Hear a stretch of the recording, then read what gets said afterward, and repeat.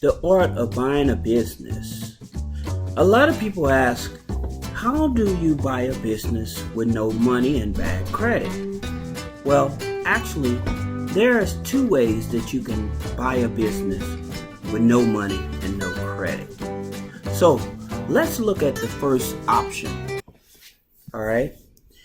You're interested in someone's business and they're tired of the business, but you don't have any money and no credit. So what do?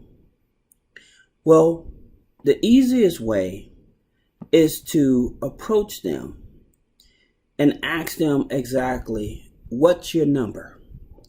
How much are you wanting for the business? And after they give you their number, say, okay, how about I make a deal with you? I'll agree to paying your number plus 15% more if you allow me to take over the business.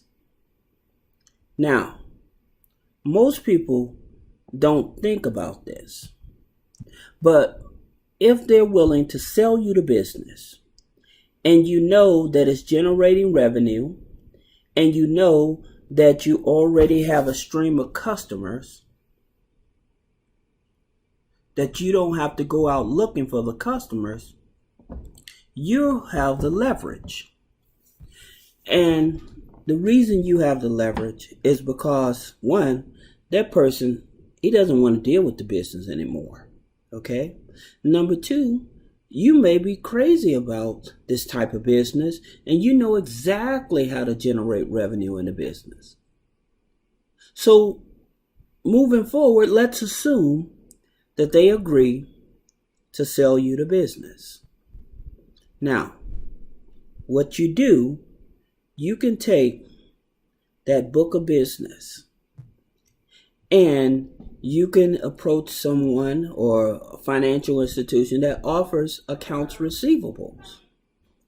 And you can set up an account with them where they loan you the money to pay that guy off, and you agree to pay them back on a monthly basis. That's one way for you to take control of the business. The other way for you to take control of the business is that you offer sweat equity in the business, meaning that you agree to work for them for a certain amount of time if they're willing to sell you the business. So you agree, hey, if I work for you for free or not for free for a certain amount of time, would you be willing to sell me the business?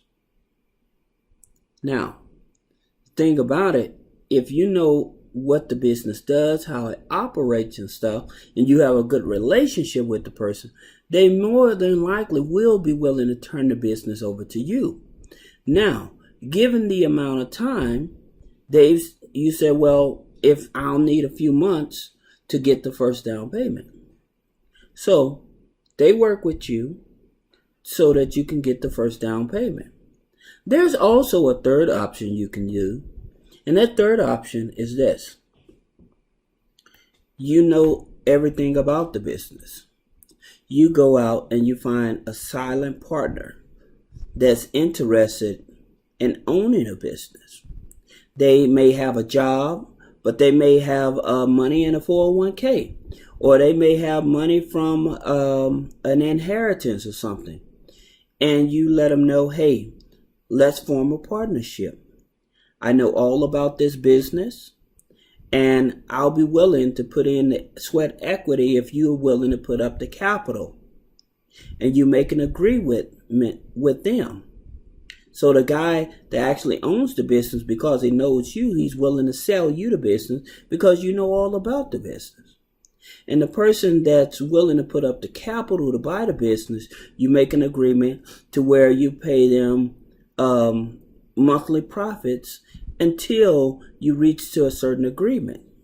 Till now where you all are equal partner in the business, and you done paid off the amount of investment that he paid up front.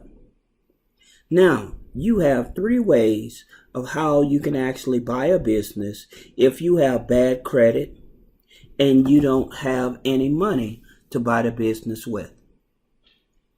Here's a true example of what I mean about buying a business with no money.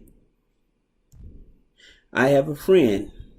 He owns a pharmacy, and him and a couple of his colleagues was wanting to open up a new pharmacy. Now, at the same time, they were aware that there was another guy that was willing to sell his pharmacy. And the price of his pharmacy, he wanted $1.2 million for it.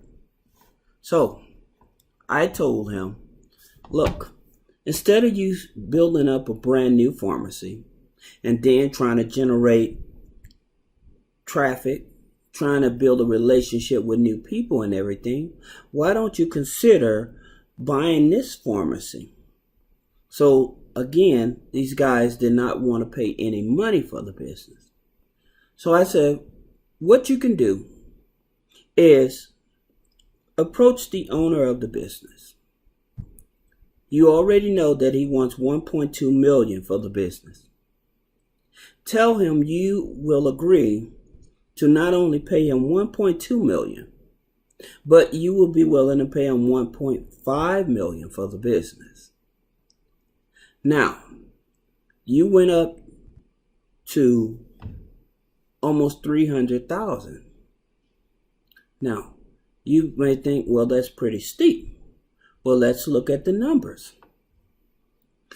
If he's willing to turn the business over to you, you can take his book of business. Looking at the value of his book of business, now that you own the business, you can take that value book of business, and because you are a pharmacist, you can go to the bank with that book of business, and you could take a loan against that book of business. See, he already has clientele. He already is generating traffic. So you don't have to start over all the way over. It'll cost you more money and more time. So it's more beneficial, as I was telling the pharmacist, is to buy the business. Buy his business. And make an agree with him that once you take over the business, you'll give him certain amount up front, and then you'll spread the rest of the payments out over 5 years. You see, people don't want to have a lump sum of cash anyway. The reason is because the IRS is going to take it. So you're doing him a favor by actually taking over the business and paying him in increments, because it brings down his tax bill. So if he was to just sell the business for $1.2 million in cash, well, guess what? He's going to have to pay a big tax bill.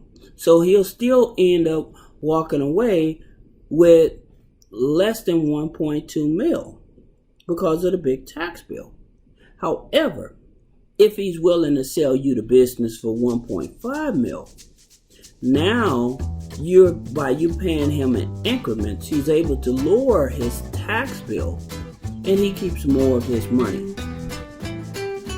So that's how you actually end up buying a business without any credit and without any money.